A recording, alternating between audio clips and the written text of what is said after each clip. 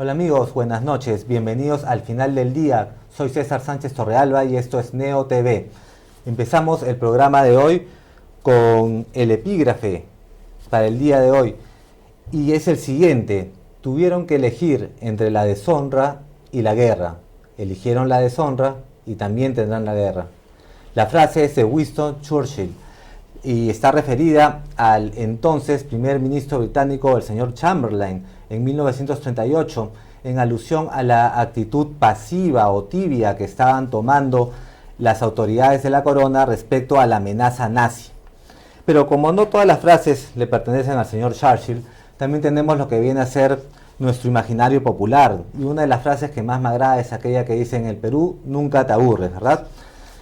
Y claro, en el Perú uno puede, por ejemplo, puede morirse de hambre, puede recibir un disparo transportándose en el servicio público por parte de una banda de extorsionadores, puede, por ejemplo, demorarse meses en conseguir una cita en el Seguro Social. Pero algo que no sucede es que te aburras, ¿verdad? Y esto, una muestra clara de esto es el clima preelectoral, porque aún no estamos en campaña, las elecciones todavía son en abril del próximo año, pero ya las redes han venido incendiando la pradera, especialmente los programas de podcast, con esta tendencia que parece que va a ser la dinámica que vamos a vivir en la próxima campaña electoral, que es la llamada brutalidad política.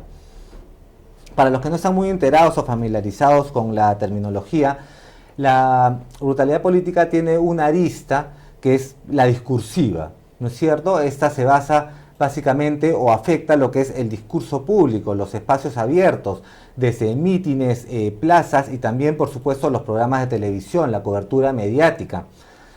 En los últimos semanas hemos visto unos ejemplos claros de lo que viene a ser la brutalidad política. Quizá el más resaltante ha sido la especie de gira que ha estado dando el aún no candidato Philip Butters por diferentes medios de comunicación, por diferentes podcasts, principalmente en los programas de la Rorro Network y también en el podcast de Juliana Oxenford, Escuchamos y Juzgamos, lo que para muchos fue un show del señor Butters, supuestamente acaso trapeando el piso con la prensa progre.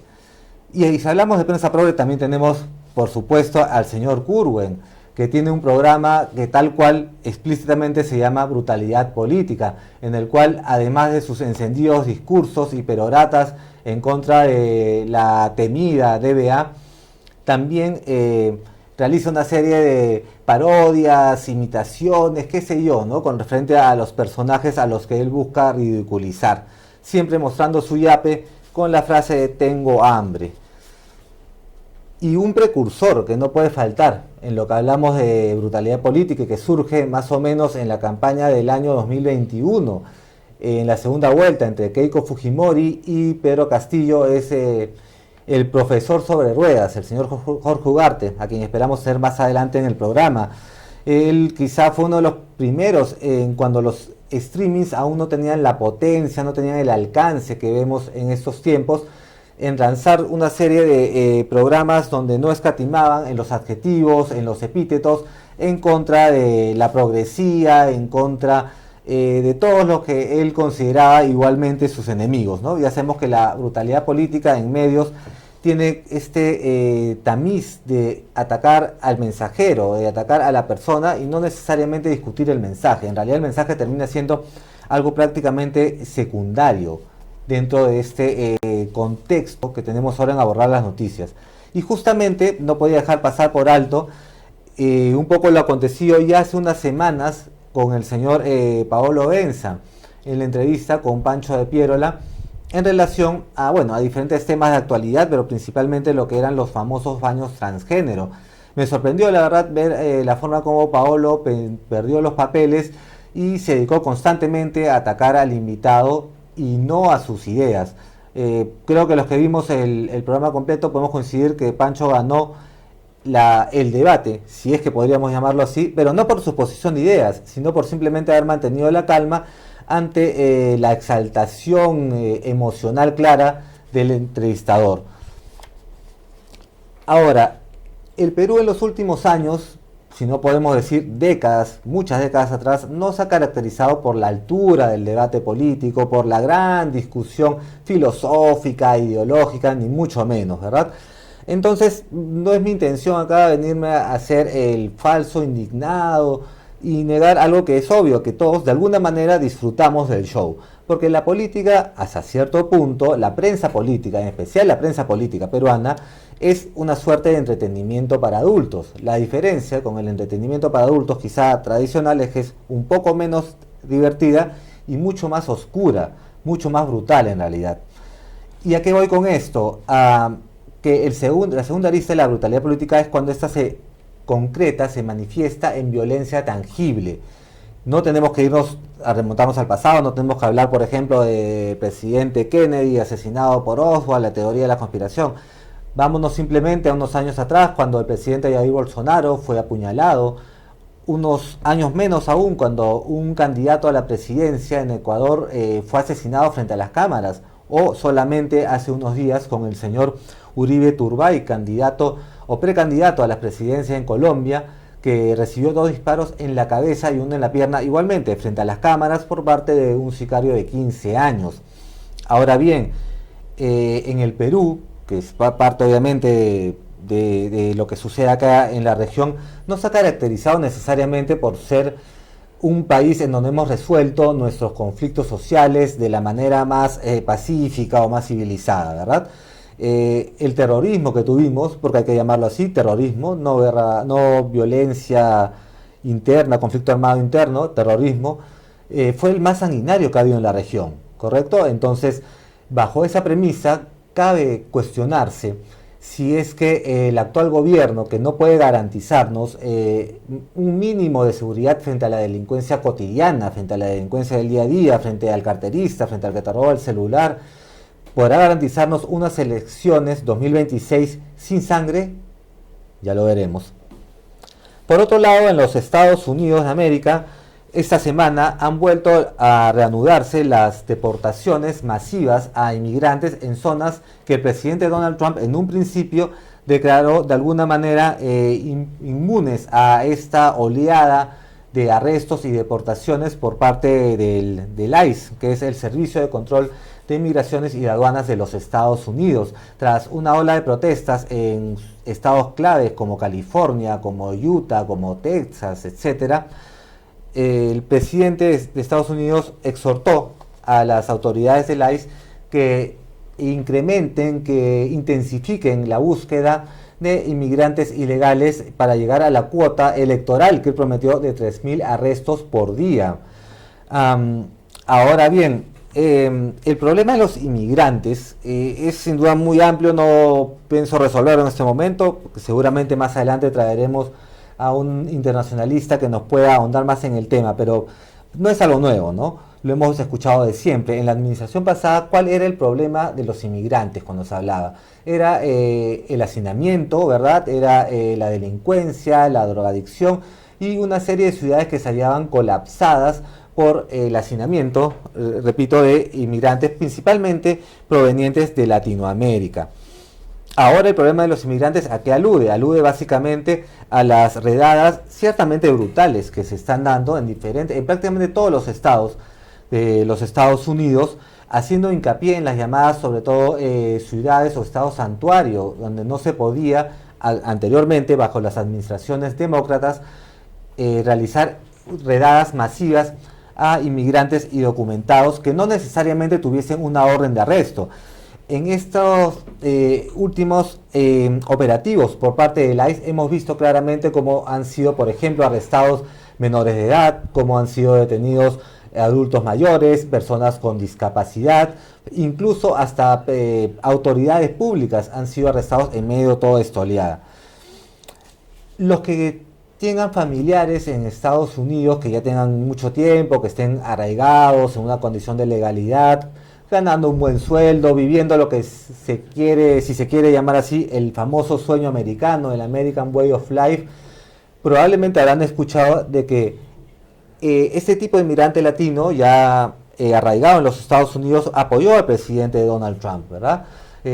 Si bien ha sido una minoría de latinos la que apoyó por la administración republicana, tampoco ha sido, digamos, escasa, ni siquiera marginal. Podemos notar acá que este tema, más que de racismo, de repente, como han tocado algunos medios, es un clasismo, pero un clasismo enfocado en el sentido de que las personas, los inmigrantes que han logrado adaptarse y triunfar en la difícil cultura norteamericana, en esta vorágine de consumo, de atropellos y demás, y a la vez también de oportunidades, por supuesto, se encuentran de alguna manera satisfechas con esta administración y también desean el orden frente al caos desproporcionado que generaron las migraciones. Podemos decir que ese es un caso de darwinismo puro, ¿no? El más apto es el que se está de alguna manera logrando quedarse en los Estados Unidos, mientras que entre comillas, el menos apto para el sistema al menos, no va a poder quedarse. Esta sin duda es unas medidas draconianas la que hemos estado viendo, pero creo que eran y no podían aplazarse más. El electorado en los Estados Unidos había votado por esto, quería de alguna manera una regularización del borde de la migración en su país, y eso es lo que está sucediendo a continuación. Tenemos que considerar también que ahora el panorama internacional se está complicando aún más con las crisis bélicas que están en un claro proceso de crecimiento en lo que es el conflicto entre Israel e Irán, pero eso lo vamos a abordar también más adelante. Y no puedo terminar ese segmento sin conmemorar el sensible fallecimiento ya una semana del vocalista y fundador de los Beach Boys, Brian Wilson. Brian Douglas Wilson falleció a los 82 años. Él nació en 1942 y junto a sus hermanos Dennis y Carl formó la banda The Beach Boys. The Beach Boys es la banda probablemente más emblemática de los Estados Unidos, con temas como Surfing USA, Surfing Safari. Lograron posicionarse y de alguna manera vender un mito respecto al estilo de vida californiano. En 1966 los Beach Boys graban el álbum Pet Sounds, que es considerado por muchos la obra cumbre de la música pop y la psicodelia de los años 60. Incluso Paul McCartney señala que la canción God Only Knows, que figura en el disco, es su tema favorito de todos los tiempos. Los Beach Boys fueron la única banda en los Estados Unidos que de alguna manera pudo hacerle sombra a los Beatles y a la poderosa invasión británica de los años 60. Luego de batallar con una serie de adicciones y problemas mentales, incluso conflictos familiares, recordemos que los Beach Boys eran una banda esencialmente familiar y con los amigos del barrio. Brian Wilson logró salir adelante después de una etapa oscura y regalarnos melodías armoniosas y angelicales hasta el último de sus días. Muchas gracias por la música, Brian Wilson. Bueno amigos, vamos a hacer una pausa y volvemos a continuación con la entrevista del programa de hoy. Quédate con nosotros, esto es Al Final del Día.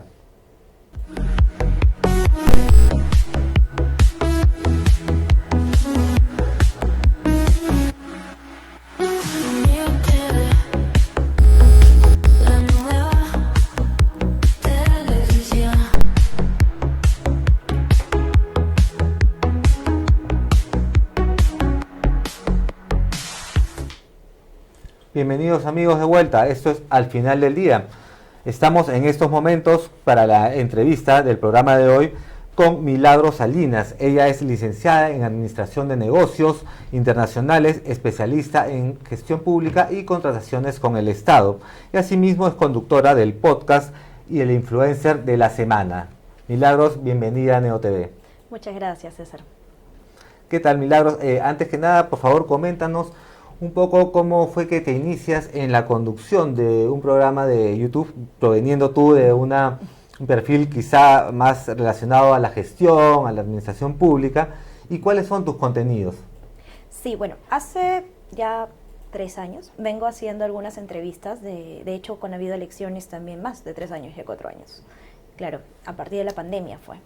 Haciendo algunas entrevistas respecto a qué postulaban los candidatos, qué cosas decían, y luego también a algunos gestores públicos y gestores privados también, empresarios, etcétera, para poder abarcar más sobre su experiencia. Entonces, bueno, por cosas de la vida, pues postulo a San Marcos, ingreso en mi segunda carrera, Derecho, y noto que entre los chicos que tienen de 20, 18, 25 años, que son mucho más jóvenes, ven más el tema de los podcasts, como que les jala más la atención. De acuerdo. Entonces, hace unos meses, más o menos como por diciembre, enero, conversando con el productor, que es Sergio, Estábamos viendo el tema de qué se podía hacer, ¿no? O sea, qué podríamos buscar. Y pues dijimos, siempre el tema de los influencers se está manejando mucho este tema de que sea polémico, que sean un tanto más metidos por el lado de la parte como farándula, etcétera, ¿no? Pero hay una crítica social bastante fuerte respecto a que qué tan buen mensaje llega esto a los jóvenes. Durante muchos años hemos tenido programas, que no voy a mencionar el nombre, que pues podrían ser entretenidos hasta cierta forma, pero no te dejan un concepto, ya sea académico, un conocimiento, algo más allá de lo que es una conversación cotidiana. Y pues mapeando a las personas que pues, han tenido la oportunidad de poder escucharlas, conocerlas, como por ejemplo Hugo García Salvatecchi, tiene 34 tomas de historia de la filosofía, ha pasado 60 años de su vida escribiendo estos textos, entre otros más, y 20 años redactando. Por ejemplo, Maruja Valcárcel, que es una investigadora periodística interesante, Rafael Aita, que ha sacado un libro que es para niños. El Capitán Perú. Exacto, Capitán Peruano, que es algo interesantísimo este texto, porque son fábulas, obviamente con el corte que él maneja, hispanista, sobre cómo explicar ciertas cosas controversiales para los niños, no temas polémicos desde progresistas, otros globalistas, otros patriotas, etcétera.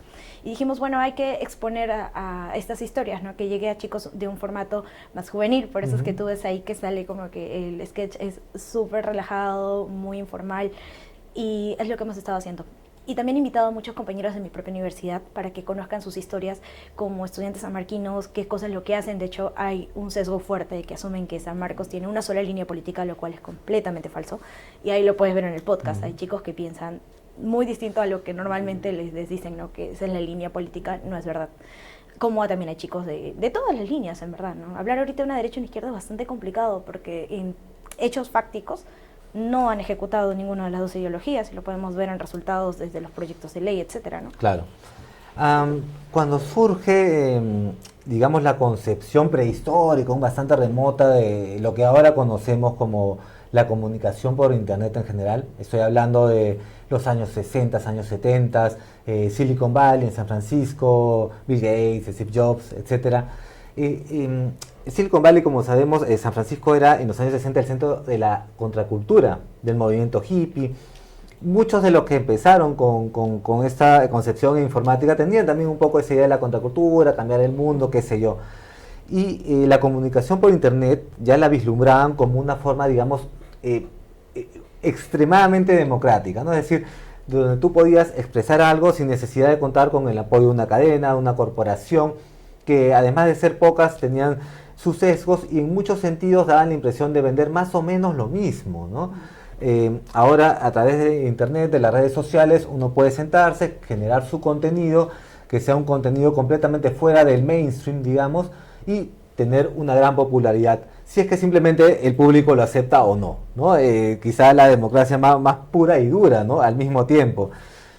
Esto a la vez, y como no es tampoco de extrañar, genera una serie de reacciones, de temor también.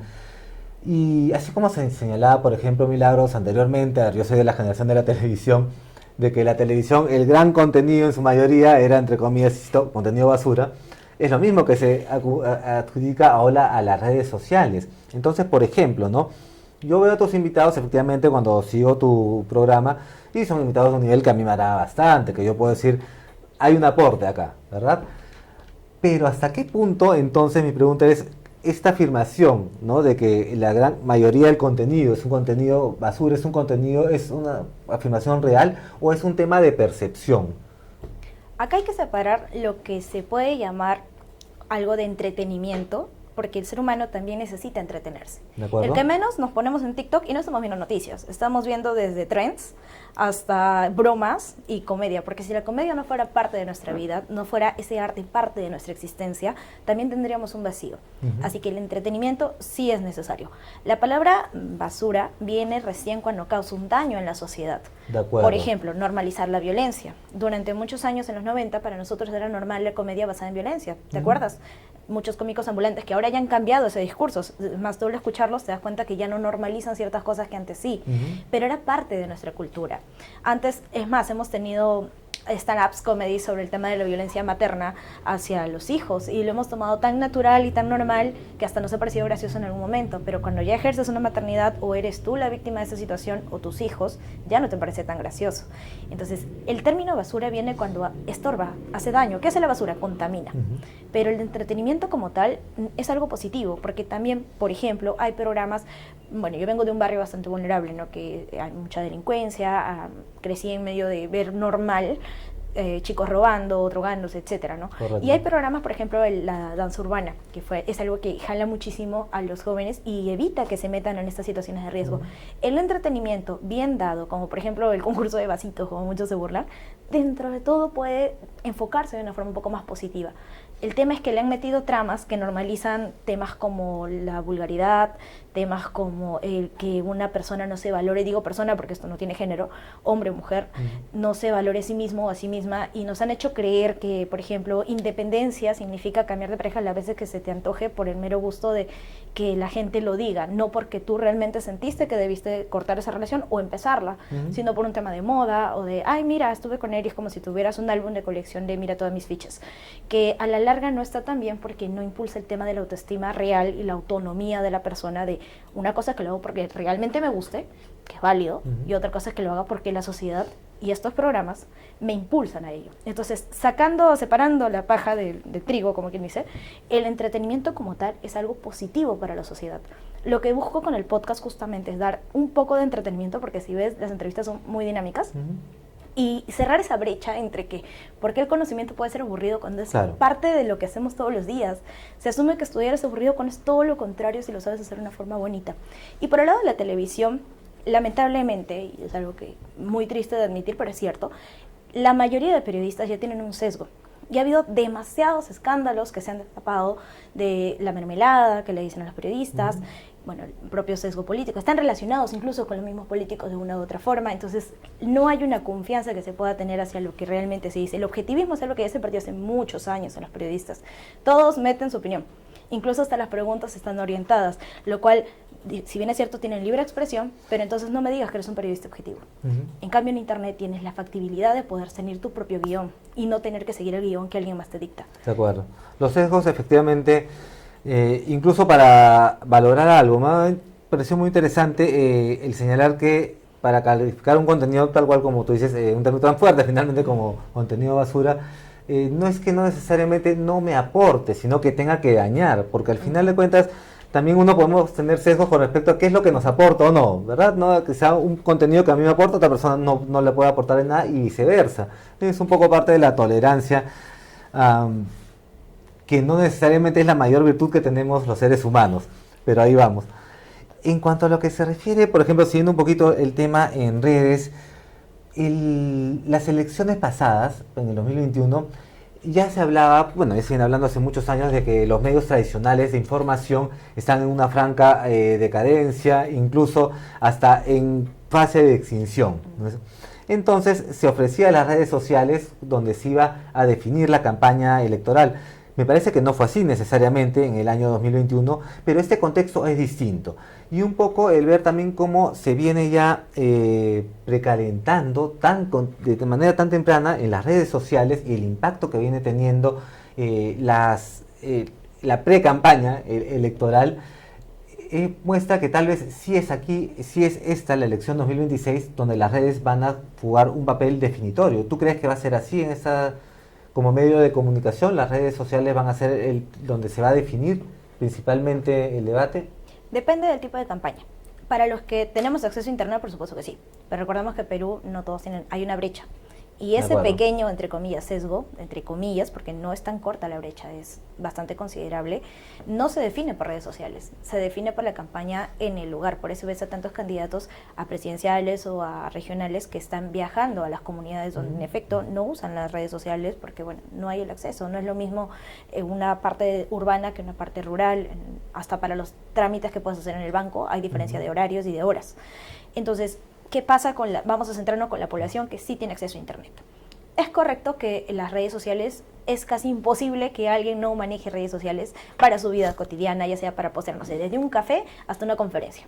Es parte de nuestro día a día, como antes era, por ejemplo, el periódico, ¿no? El que menos tenía su periódico el domingo y compartía en la mesa, estamos hablando de antes que exista el tema de las redes sociales. Así es. O el dominical que veías en la televisión, que ahora ya no se hace tanto. ¿Qué prefieres hacer? Ay, no, vamos a ver una película en tal streamer o en tal otro streamer.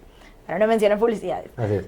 Entonces, en redes sociales tenemos una estrategia de campaña que ya ha ido circulando, cada vez ha sido más corto el tiempo de atención. Antes te veían un reel de 3 minutos, que era como un video, ahora sí a los 30 segundos, y eso te lo dice el marketing digital en los últimos indicadores, si a los 30 segundos no diste el mensaje, no captaste al público correcto, como pasó en la campaña de Obama en su momento, ¿no? Si no recuerdo que estamos en Perú, que sectorizaba las... también hizo Trump esto, sectorizó las publicidades, todas las propuestas que tenga al público al que quiero que llegue. Si yo quiero decir que soy conservador y quiero enfocarme en un público conservador, busco que mis AdWords estén orientadas a los conservadores. Pero el mismo candidato puede tener una propuesta que no sea conservadora y evitas que llegue a los conservadores, sino a los que son un poco más liberales, progres, como quieren llamarles.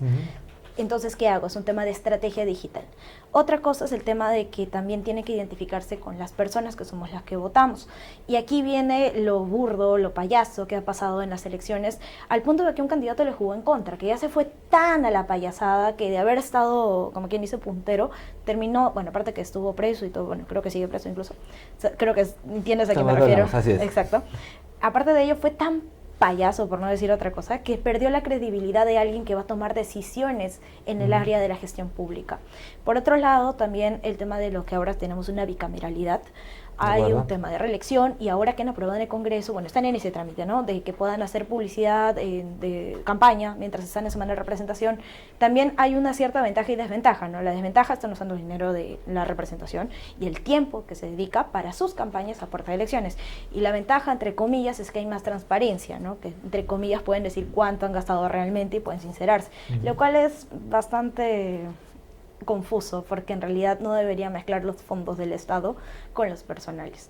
Entonces, correcto, sí, las redes siguen siendo un tema ahorita clave. Ahora, ¿tú crees que qué tanto importa el mensaje en redes? Es decir, en comparación con la imagen, con todos los componentes que tiene la comunicación por redes, ¿la gente realmente, tú crees que busca un mensaje de fondo o busca una forma? ¿No? Ahora, un poco en la introducción hablé sobre la llamada brutalidad política, que es básicamente pura forma, ¿no? Al margen de si la ejerce una persona de izquierda o si la ejerce una persona de derecha, es una forma, prácticamente si le quitas algunos sustantivos, por ejemplo, ¿no? Al discurso, tanto del que lo hace desde la derecha o la izquierda, es lo mismo, porque la forma es lo que capta todo. Entonces, ¿qué tan importante es el mensaje en las redes? El mensaje puramente dicho. O el mensaje es la forma. Es muy poco, porque en realidad cogen un personaje político que tiene ciertas características que genera empatía con los votantes. Entonces, dentro de ese personaje tienen que ponerse una etiqueta que sean identificables. Nadie se va a leer todas las propuestas del candidato, muy pocos serán los que lo hagan. Y en una publicidad, ya sea pagada o en una propaganda, bastante complicado que puedas exponer. Entonces, ¿qué te dice alguien que te forma para una campaña? Elige 3 puntos claves de toda tu campaña que puedan identificarte a ti como, por ejemplo, el candidato de la seguridad, el candidato de la, no sé, alimentación para todos, el candidato de la transparencia administrativa, el candidato de me reduzco el sueldo porque no debería cobrar por estar aquí, sin embargo cobras. Entonces hay una contradicción entre la necesidad de saber el mensaje como tal, y en los debates políticos, seamos sinceros, llama más la atención el escándalo, el problemita, la provocación, ¿no? Que es lo que ha pasado siempre. Y la otra brecha está por el mensaje en sí. El mensaje debería ser lo más importante, pero también con este sesgo de que vale más la representación que incluso la preparación, también tenemos ahí una balanza, ¿no? Donde muchos candidatos que han tenido tiempo para prepararse para una campaña, pero no para los conocimientos básicos de conocer la gestión pública, qué cosa es constitucional, qué cosa es inconstitucional, qué cosa es viable y qué cosa no es aplicable o de plano ya existe, porque vas a encontrar cantidad de candidatos que te proponen algo que ya existe. y es algo absurdo. Y tienes otros que sí están preparados académicamente, pero revisa sus antecedentes y cuando fueron autoridad no hicieron mucho que digamos, o estuvieron involucrados en escándalo, o se quedaron callados cuando debieron hacer algo, porque es partido, porque bueno, en fin, ¿no? Porque hay un montón, como ellos dicen, ¿no? Hay muchos sapos que te tienes que comer cuando estás en un partido político. Así es. Es lo que siempre escuchas. Claro, definitivamente somos un país con muchas heridas, ¿no? Y ahí se van gestando toda esa serie de dinámicas y generando a la vez sus propias tendencias. El tema, por ejemplo, de las elecciones, yo lo asocio mucho a toda esta violencia contenida que tenemos aquí en el país, ¿no? Por ejemplo, recientemente se aprobó esta ley para la amnistía de policías y militares que estuvieron involucrados en la época del terrorismo, entre el año 81 y el año 2000, me parece, y que obviamente ha dividido otra vez sectores políticos y puesto en entredicho la funcionalidad de los derechos humanos acá en un país como el nuestro, tan convulsionado, ¿no? ¿Tú qué opinas, por ejemplo, ¿no? Siempre se dice el fanatismo por la mano dura, ¿no? Pero luego cuando viene la mano dura tenemos estos casos donde tenemos personas justa o injustamente, porque cada caso puede ser individual, ¿no? Pero criminalizada y se dan leyes y volvemos a polarizarnos, ¿no? Por ejemplo, ¿tú qué opinas de ese tipo de medidas de generar supuestamente una reconciliación nacional, generando amnistías con miembros de las fuerzas del orden, militares, ¿no? Que han estado involucrados supuestamente en presuntos actos de abusos en la guerra contra el terrorismo, ¿no? Claro, la opción que ellos están presentando es una reconciliación nacional, como lo que pasó cuando liberaron a muchos acusados de terrorismo, también que incluso fueron probados y están sueltos. Es más, algunos hasta dictan clases, partiendo por ahí. O sea, esto ya pasó, pero para el otro lado. Es, y ahora está pasando para y ahora está pasando para el otro lado, ¿no? O sea, se repite la historia. Ahora, ¿qué pasa? Lo que te libras de la responsabilidad penal para los casos que hayan involucrado el tema de lesa humanidad y el tema de todo lo que es lesa humanidad es todo un trasfondo legal, porque se menciona en algunos códigos, en algunas leyes, pero no existe el delito como tal, una tipificación, pero sí en la subtipificación de otros. De acuerdo. Entonces, ¿aquí qué ocurre? Hubo algo que ya está aprobado, que muchas veces, de hecho, tenemos a varios políticos que se agarraron de esa bandera y luego se descubrió que estaban mintiendo. Creo que ahorita vas a deducir a quiénes en específico me refiero, en el que el Estado decía que si a tu familiar lo asesinó un terrorista, porque el término correcto es terrorista, no, más allá de que algunos le llamen conflicto armado interno, etcétera, un terrorista aprobado viene y asesina a tu familiar, bueno, lo siento, lo lamento, pero viene un militar y asesina a tu familiar, el Estado tenía que compensarte económicamente. Y hubieron muchos casos que justamente las investigaciones lo muestran, donde venían ONGs y te decían, yo te apoyo a que puedas cobrar, porque igual tu familiar ya está muerto. Y la persona que esté herida, sin ningún tipo de respaldo, y aquí viene gran culpa tiene el Estado, porque no hubo una solidez como Estado de respaldo a la ciudadanía. Y ese ausentismo es lo que genera este tipo de situaciones. Preferible acusa al militar, al policía, no le viste la cara, pero sí que fue un militar, y bueno, se tienes que probar, y etcétera, entre comillas, ¿no? Y al final se dieron cuenta que no funcionaban. En el padrón de fallecidos había gente que estaba viva. Entonces, tenías que acusarlo al militar y decir que fue el Estado, entonces vas a recibir una compensación económica. Se hicieron muchísimos eventos al respecto, se hicieron hasta escenarios de simulaciones, incluso como acuerdo que cuando estaba en la universidad, en mi primera carrera, me llevaron a una en la que teníamos que entregarle una flor blanca a una persona y la persona ni siquiera sabía de por qué estaba ahí, porque cuando le preguntábamos, no se me han dicho que venga. O sea, literalmente pasaba esas cosas, y en universidades privadas. Entonces, hubo esta etapa en la que hubieron muchos acusados también de forma injusta, porque si bien es cierto, ha habido casos de abuso, inevitablemente sí, los hay. Es algo muy triste que no debería ser perdonado, pero porque es parte de, si a mí me matan a mi familiar de esa manera, no me gustaría que lo suelten, y es totalmente lógico. Pero también hubieron muchos que fueron inculpados para poder darle soporte a este tipo de acusaciones donde había dinero de por medio. Y estas ONGs no solamente era que ayudaban, ¿no? Sino que también recibían fondos de externos, del exterior, para poder sustentar ese trabajo que hacían por la humanidad y la paz y etcétera, ¿no? Pero al final se descubrió que no era verdad, entonces nos estamos yendo al otro extremo.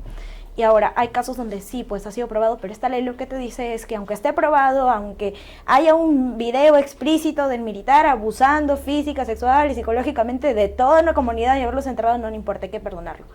No funciona así tampoco. Aquí tiene que haber ciertas cláusulas, ¿no? Para el que quizás no ha tenido los medios probados completos, porque también ha habido una persecución política muy fuerte por estas situaciones, eso también hay que recalcarlo. Sí, pues podría entrar dentro de esta ley, pero los que sí tienen probado, es más, con sentencia firme por casos polémicos, que bueno, ya ni al caso mencionarlos, no sería justo para los familiares de ellos, ¿no? Creo que ninguno de nosotros nos gustaría que pase eso con alguien que abusó de nuestra familia o de nosotros incluso. Claro. Definitivamente una de las cosas más difíciles que encuentro en la política, y sobre todo en la política nacional, es poder encontrar esa suerte de maravilloso punto medio, el equilibrio, ¿no? Que no existe en realidad. Alguna vez escuché una frase del ex dueño de la cadena Fox, bueno, una persona con bastante polémica, pero decía que la política era como un barco, ¿no? Es decir, si no tomas el timón con fuerza, naturalmente se tuerce hacia la izquierda. ¿No? Podríamos también decirlo en cualquier otro sentido. Para ir un poco terminando ya con la entrevista Milagros, sabemos que vas a estar saliendo también por la señal de Neo TV próximamente, y por favor cuéntanos sobre tus siguientes proyectos, qué es lo que tienes en mente, tanto en el programa como en otros emprendimientos. Claro, justo traje mi machote personal de Poemas Naturales, que es un poemario que ya salió el lado A y el lado B, en el cual habla sobre qué sienten las personas que hemos sido parte de alguna violencia de forma muy grave y pues no se encontró justicia. Entonces, una forma de sanar, junto con otras escritoras y otras personas que también hemos pasado por situaciones bastante complejas, hemos podido canalizar todo ese tipo de dolor y todo ello y volverlo arte, porque aquí algo que resalto es el lado A, es todo lo que se siente mientras eres lastimado, y el lado B es como ese camino de, que si bien es cierto no es un camino de luz, ni es hermoso, ni para nada, es todo lo contrario, es muy fuerte, tratar de agarrar ese dolor y convertirlo en algo positivo para ti, para tu entorno. Porque todos los seres humanos cuando hemos sido lastimados quedamos con esa rabia, con esa cólera, con esa sed de venganza incluso. Pero cuando lo realizas te conviertes en aquello que querías destruir, como lo vimos en Star Wars, ¿no? Entonces, ¿qué pasa cuando tú haces algo positivo con ello? Cambias tú y cambia todo tu entorno. Bueno, el proyecto está en camino en la parte de pintar los lienzos. Me estoy demorando porque es abrir el corazón, sacar toda la herida y pintar con ella, ¿no? Entonces sí duele muchísimo, pero es parte de crecer como ser humano.